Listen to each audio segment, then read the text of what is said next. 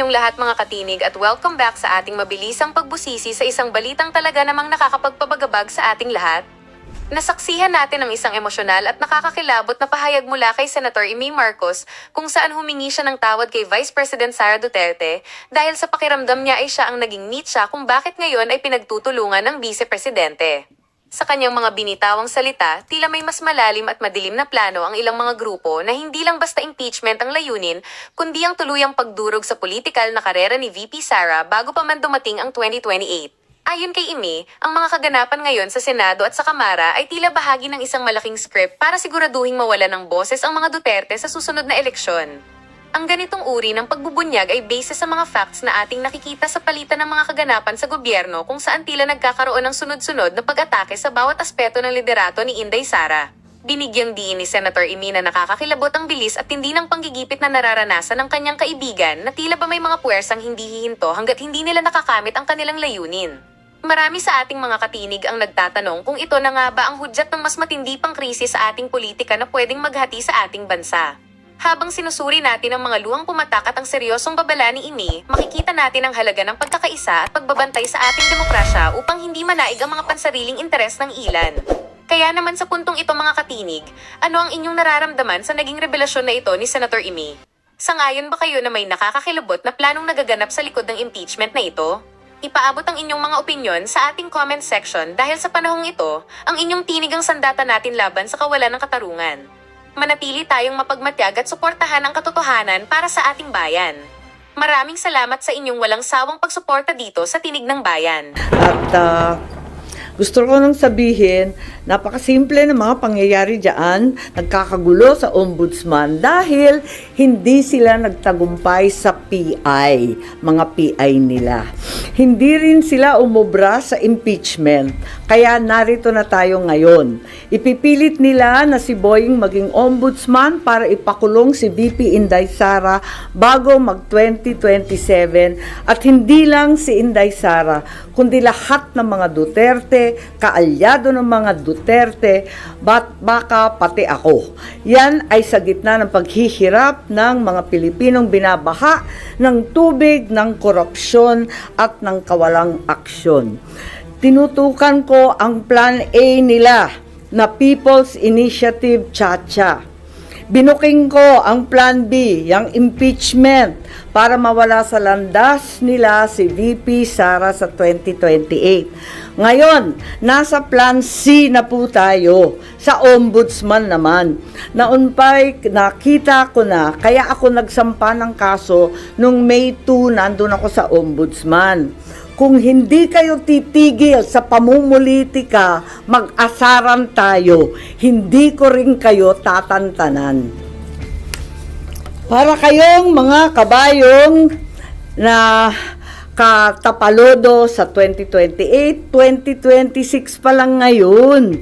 Napapabayaan nyo ang bayan sa kakaisip ng ambisyon at paraan paano nyo buburahin ang mga nakaharang sa mga maiitim ninyong plano. Nasa 2028 na kayo. 2026 pa lang. Paano makakaligtas at mabubuhay ang Pilipino 2026, 2027? Paano makakaraos? Hindi sila tulad ng mga buhaya na kaya sa lupa at lumalangoy sa baha, walang pakialam.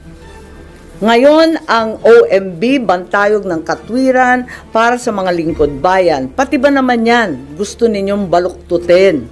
Habang nagsusumikap ang lahat ng tapat, habang ang lahat ng Pilipino ay galit dahil gustong makakita ng tuwid, habang pilit naming nire-reband na tuwid ang sistema, eto kayo at pilit nyong kinukulot, binabaluktot, ginugulo. Ang OMB ay opisina, hindi parlor. Tigilan nyo yan. Ang mensahe ko naman kay bagong Deputy OIC Ombudsman Vargas ay simple lamang.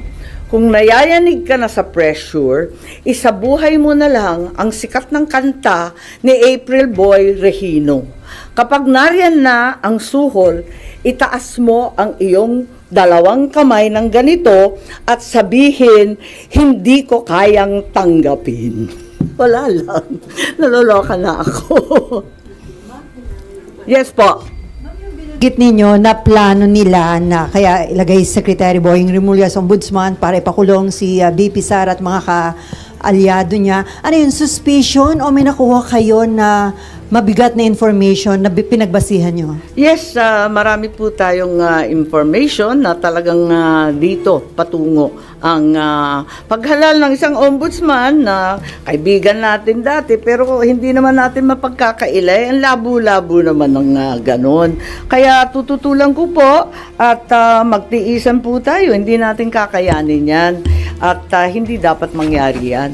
Dahil klaro naman hindi dapat politiko, klaro yung conflict of interest, hindi naman na maitatakwil na may kaso. So, 2 sets of cases against Secretary Boying Remulla presently pending before the Ombudsman. Kung paano siya magkakaroon ng clearance from the Ombudsman, pipilitin talaga, pinaltan na yung Deputy OIC na dati nariyan, si Deputy OIC Castillo, malamang ayaw mag-cooperate, kaya kung ano-anong paninira, nakikita natin sa online. Meron administrative case for grave misconduct and conduct from judicial to the best interest of the service.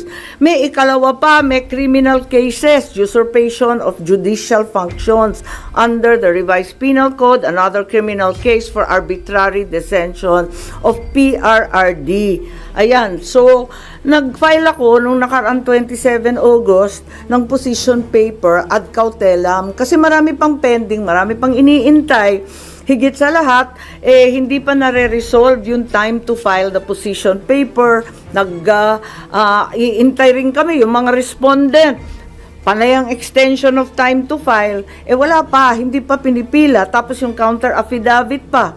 And then Marbil, si General Marbil, may motion to withdraw pa his rejoinder affidavit. So ang dami pang nakatenga, dapat talaga, pasok na yan sa preliminary investigation. Di naman nila pwedeng i-dismiss kasi umandar na yung kaso Meron pa akong motion for clarificatory hearing. Meron pa akong motion for supplemental position paper.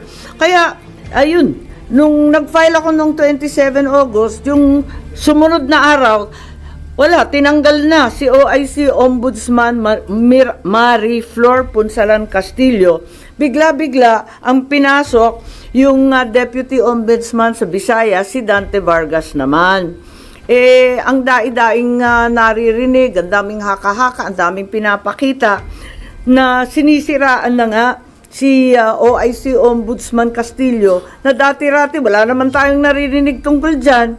Kung ano-anong district engineer flood zone control, talaga naman nasa uso bigla. Ang totoo, ang balita, ang pagkakilala kay Justice Punsalan Castillo, hindi daw yan napapagsabihan kasi very independent-minded at very legalista. Kaya hindi talaga nauuto, hindi talaga nasusuhulan, yun na nga. Tapos may issue pa na yung bagong OIC Ombudsman Vargas, ang asawa daw, kaklase daw ni Secretary Boying sa UP Law. Therefore, there's extremely heavy pressure to dismiss the case against Boying. At eto nga, na itong kaso ay madidismiss ngayong linggo.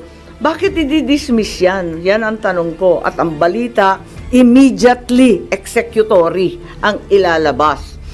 It's also alleged that even though the time for filing of the motion for reconsideration has not lapsed, the OIC will nonetheless issue an ombudsman clearance para tuloy-tuloy ang pag-appoint kay Boying. It's very bothersome if the cases will be dismissed days after the position papers were filed. Kulang pa yung response galing sa mga respondent. Marami pang pending incident. I-dismiss. Ang dami pang nakatenga. Hindi ba nakakaduda yan? There is a very ominous reason, clearly, for Secretary Boying to become the next ombudsman. It's the new phase in the effort to get rid of VP Sara before 2028. And since the PI failed, the impeachment failed, therefore the third attempt is lawfare at its very worst. Imprison Inday Sara, all the Duterte allies, including myself, perhaps to be harassed by cases with the new ombudsman. Plunder will be the name of the game. No bail and imprisonment until 2028. I will be very, very surprised kung aabot si VP Sara na malaya kapag naupo itong uri ng ombudsman. Kaya ako, magfa-file ako ng opposition, pati sa JBC, dahil klarong-klaro yung conflict of interest, tapos magiging magulo. Kapag itong mga kaso sa PRRD arrest will be rendered ineffective. Halimbawa, if the OIC Ombudsman caves to pressure, dismisses na nga the cases, pati yung MR i-dismiss, mapupunta sa CA, sa Supreme Court, paano yan? Kahit i-reverse ng CA or Supreme Court yung OIC Ombudsman, orders the dismissal from service, declares he's perpetually disqualified. Paano ma-enforce yung desisyon na yan? Kung si Secretary Boying ay nakaupo ng ombudsman, he can only be removed by impeachment. It may not be amiss to inform the JBC as well as the present OIC ombudsman that we understand and commiserate with the unbearable, tremendous pressure to issue a clearance. That way, the JBC is apprised to scrutinize more carefully instead the circumstances surrounding the issuance of said clearance or certification, if and when that will be issued. Yun lang. Yun yung ganung plano to read VP Sara and then i-dismiss yung kaso against sa Justice Secretary Remulla para may appoint siya sa ombudsman? Well, balitang-balita ang pressure sa mga investigador. Matindi ang pressure. Naririnig natin sa JBC at nakita natin ang mga galaw, di ba? Pinapaltan ang karapat-dapat na Deputy OIC na wala namang bahid at wala namang dahilan. Biglang tinanggal at iba yung linagay. Nakakapagtaka talaga. At saka yung time frame, talagang sapilitan. Sa deadline. May mga deadline silang hinahabol. Ma'am, ano pang magagawa pa po nung isasubmit yung opposition kung ongoing na po yung selection ng JBC ngayon for ombudsman po? Oo nga, yun. Talagang tignan natin, sana makinig sila and sana intindihin nila kung gaano kaihalaga ito sa buhay ng ating bansa. Na isang tabi na ng todo-todo ang problema ng baha. Malunod na tayo sa tubig at korupsyon. Basta yung ambisyon na lamang ng iilan ang nangingibabaw. Good morning. Ma'am, ngayon yata isasalang sa JBC interview si Natapos Secretary. na, alas 10. Oh.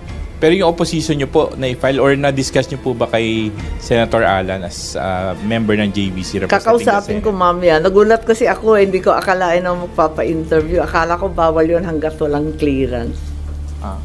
Tapos Aminin yun ko, hindi ko alam na kanina naka-schedule agad-agad. will you also question his being included sa shortlist?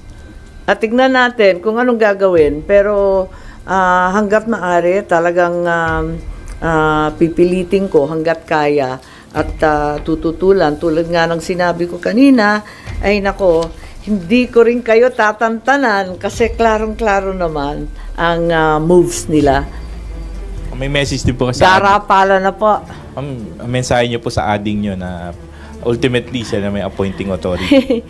Ay nako, talaga naman hindi yata nakikinig.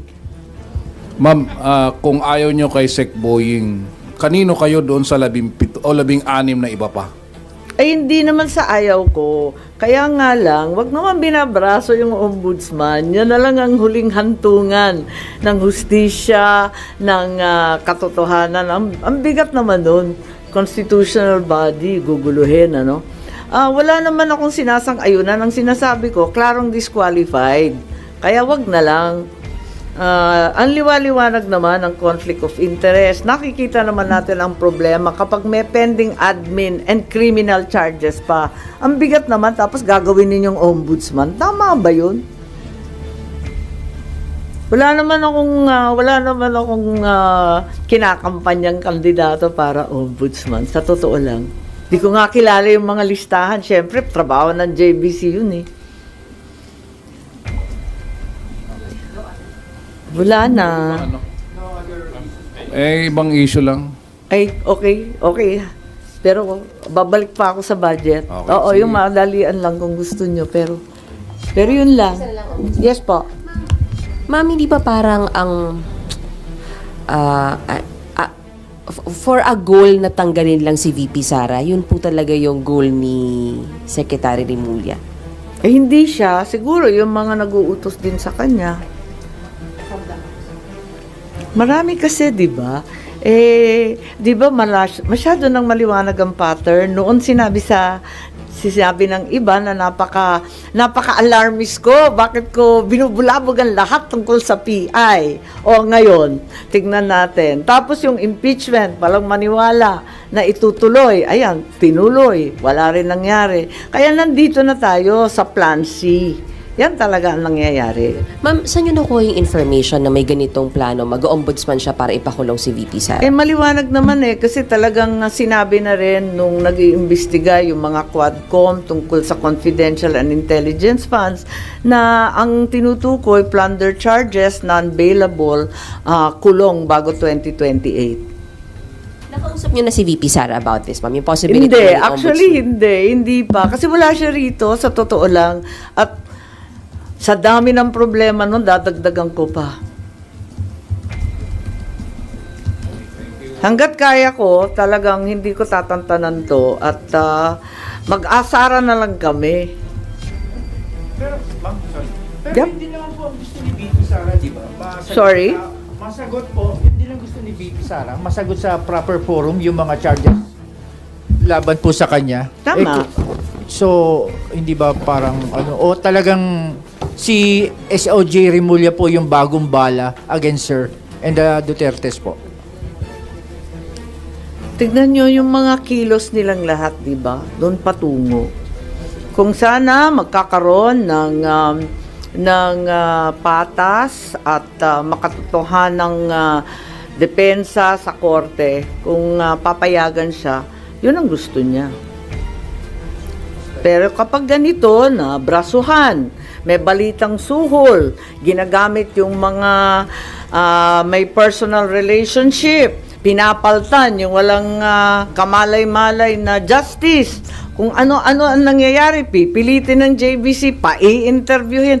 Ang bihira, hindi ba nahalata na brasuhan na talaga ito ng todo-todo? Kaya sabi ko nga, kung ganyan at hindi kayo maawat sa pamumulitika, mag-asaran tayo, hindi ko rin kayo tatantanan. Considering yung composition ngayon ng JBC, maasa kayo na panggigan yung opposition? Oo naman. May mga nakausap na kayo na member? Wala. Hindi ako naglalabi, nakakahiya naman po. Magpa-file siguro ako. When are you going to file your own? Asap, nagulat ako. Kanina nag-interview eh. Yung mga minention yung ginagamitin yung argument sa opposition. Oo. Tignan natin. Baka to follow na lang yung OMB clearance. Kaya nag-interview. Hindi ko alam. At dyan nagtatapos ang usapan natin ngayon.